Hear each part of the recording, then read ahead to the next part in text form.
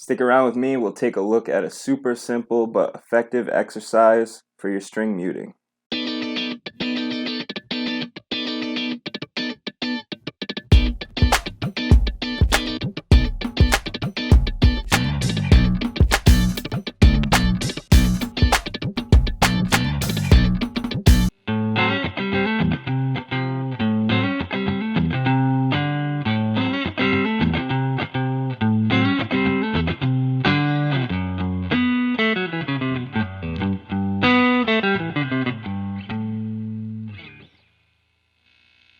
What's up, guys? Thank you for joining me here at Overdrive Guitar Channel.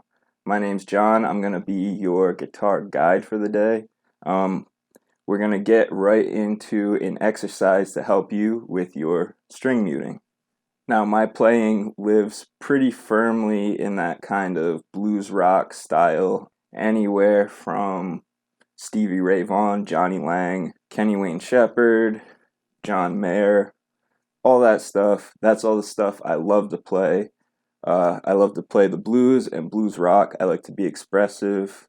That being said, I do play a lot of rock stuff, but this is firmly where I'm at. So this string muting exercise is going to kind of focus on a particular technique. Now, this is the second video in a series that is called Skills That Pay the Bills, and it's all about the kind of little things that we need to work on sort of all the time to keep us sounding polished and professional. It's kind of no coincidence that the same techniques that fall under that category are the same techniques that make you sound expressive and different and like your own person on guitar. That's one of the many reasons why it's important to work on, and although this exercise is aimed kind of squarely at that blues rock or funk sort of playing, of course, any type of string muting exercise is going to help. It's all about that repetition and kind of getting a real feel and sensitivity for those minute movements and feelings of the string under your fingers when you're muting them. So that's just something to be kept in mind as we're working on this. You have your obvious kind of purpose for string muting, which is to keep an unwanted string from ringing out, right? But also it's to let us be more expressive. If that doesn't make sense to you, that's exactly why I played the example in the beginning.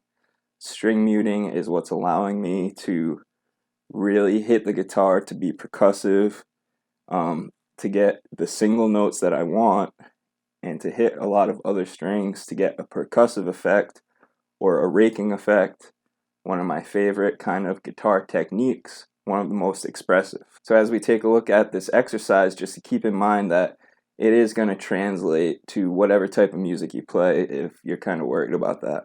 So because string muting is so important, it's such an integral part, not only from a practical kind of technique standpoint, but also from an expressive technique standpoint. That's why I felt it was important to look at today, and that's what we're going to do. We're going to look at one exercise that is the best exercise that I know. It's the one that I use all the time to brush up on my string muting and to kind of keep me sharp on it. So real quick, before we get into that, if you're new to the channel, please, if you could give me a thumbs up, subscribe, hit that bell to be notified when I'm going to put out new videos. We've got things like gear reviews, other lessons, quick licks, guitar chats, all kinds of stuff. The best way to support me is just liking, subscribing, even leaving a comment of what you thought about my video. Thanks, guys. Let's get right into the lesson. All right, so real quick, a prerequisite to kind of be able to do this lesson as I'm going to show it, not to say you can't make it your own, which we'll talk more about. The way I'm going to show it, a prerequisite is to know your A minor pentatonic scale. If you don't know it, don't freak out. I'm going to show it to you real quick. And this can be your exercise to get it under your fingers too, if you don't know it already. So if you do know it, just skip ahead 30 seconds or whatever. Sorry. So to play the A minor pentatonic in our kind of box one, sorry, I always seem to get a glare off my guitar no matter how I put the light. Alright, so box 1 of our A minor pentatonic. We're going to play 5-8 on our low E, 5-7 on our A, 5-7 on our D, 5-7 on our G, and 5-8 on our B and our high E.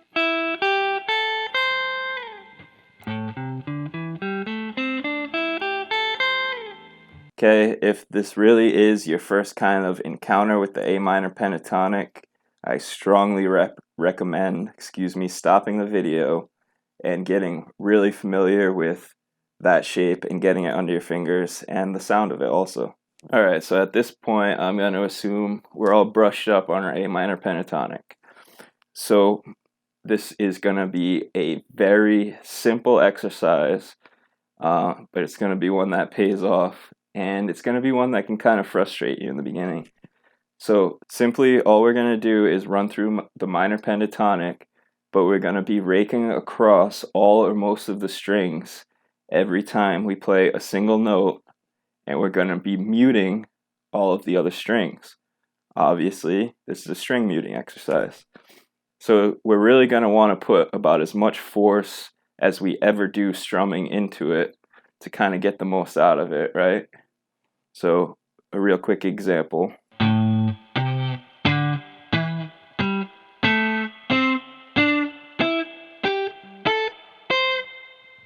Okay. Now, that was a super quick explanation of how to do it. I'm going to do a close-up in a second. But just know that this is kind of a technique of minutia. It's going to take a lot of time, a lot of kind of experience, and getting kind of locked into the feeling of the strings under your fingers to get it. This is one of those things that there is going to be no substitute for putting in the time and just kind of getting that muscle memory. So let's take a closer look to kind of help anybody who's doing this kind of stuff for the first time, because it is difficult if you're just starting out. If you're just trying this for the first time and you're having trouble, you're not alone. Everybody does. All right, let's take a closer look. Okay, so unfortunately, this is kind of one of those areas of guitar where that kind of old school tough love comes in, where it's kind of like the answer to the questions is kind of keep doing it till you get it and you'll know the answer. So I'll try to just kind of give you guys some pointers on kind of exactly what I'm feeling, but there, like I said, there really is no substitute for putting in the time. All right, so we're starting out on our low E string, and mainly our muting is being done just by right here, the flesh of that index finger is just kind of resting all across all the strings that we don't want to sound out, right?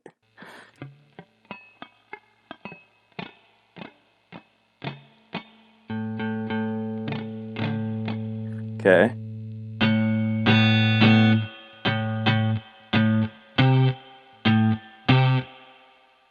So now when I'm moving on to my pinky,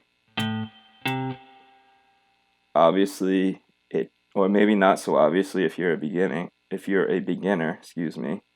we don't have to lift our first finger. Now this kind of guarantees us already that our muting is going to work out if it worked out on the first fret that we played on the low E string.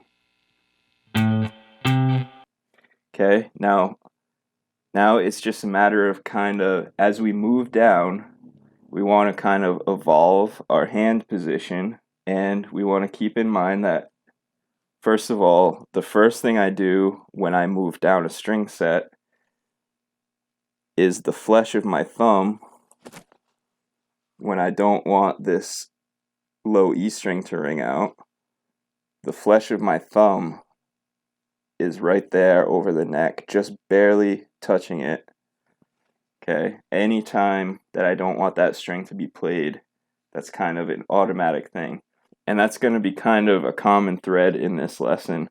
All of this stuff and this exercise is kind of designed so that this stuff just becomes kind of second nature, because that's the only way to be able to do it reliably. It's very tough techniques. So, as we work our way down, like I said, first of all, my thumb is just barely resting against that E string right there, and that's going to mute that E. And as we're going down, I'm once again keeping all of that flesh across the unwanted strings. And I'm also kind of using these fingers, any kind of flesh that's not being used, I'm using it whenever I can. And the other major source of muting is right here on my picking hand, right? This area right here is going to be resting on the strings right around where the strings break over the saddle. And adjusting that distance is going to allow us to adjust kind of the amount of muting that we're achieving down here. Okay. So that being said, we want to evolve our hand position, number one, as we're going down. We want to keep in mind any unused flesh can be used for muting, okay? And I think we're kind of at the point where that's kind of as many sort of tips as I can give you. One thing to keep in mind, like I said before, if you just learned the A minor pentatonic, please work on it and get it under your fingers first before you go into trying this exercise. And if that's the case and you do know another scale, you can use any scale you want. You can do it chromatically. You don't have to use a scale. Make it your own however you want, but using these basic principles, I've been able to achieve kind of great improvement on my string muting.